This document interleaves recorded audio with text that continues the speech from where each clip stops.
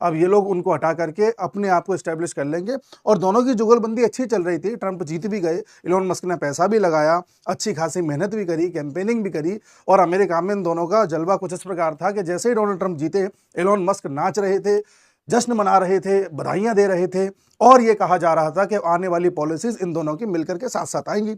एक के बाद एक ट्रंप घोषणाएं कर रहे थे, टैरिफ लगा रहे थे, अलग अलग देशों को परेशान कर रहे थे, तो दुनिया को लग रहा था कि इन दोनों की ही जुगलबंदी है। लेकिन पिछले 24 घंटे में इतना कुछ हो चुका है कि अब ऐसा लग रहा है कि कहीं ऐसा ना हो कि अमेरिका का राष्ट्रपति ही बदल दिया जाए।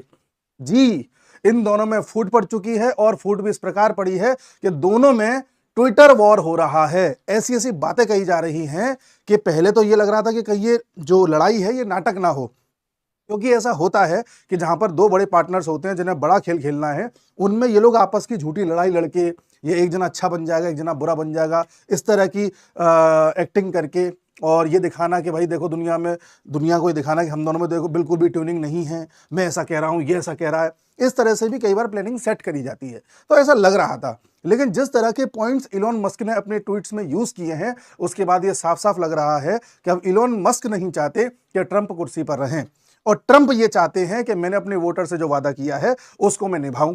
ट्रंप ने अपने वोटर से एक वादा किया था कि मैं आप लोगों के टैक्स के रेट्स में कटिंग करूंगा, यानी कि जैसे कि जो टैक्स लोग देते हैं वहां पर उसमें कटौती करूंगा। अब आप देख रहे हैं कि लगातार ट्रंप दुनिया में अलग अलग टैरिफ लगा रहे हैं। आपने देखा एक के बाद एक चाइना पर टैरिफ लगाया, यूरोप पर लगाया, कनाडा पर लगाया, भारत भी उसमें शामिल है। इन टैरिफ्स के जरिए ट्रंप ये चाहते हैं कि दुनिया में जो बाहर से इंपोर्ट यूएसए में हो रहा है वो बाहर से इंपोर्ट ना हो, बल्कि ऐसा हो कि यूएसए की कंपनीज यूएसए में माल बनाए और यूएसए में कंज्यूम हो। अब ये चीजें रातों रात तो होती नहीं है। अब आप पूरी कहानी सुनिएगा, मैं आपको सारा कुछ बताऊंगा ए टू जेड। अब मान लीजिए ट्रंप ने चाइना से या भारत से आने वाले किसी माल पर टैरिफ लगा दिया।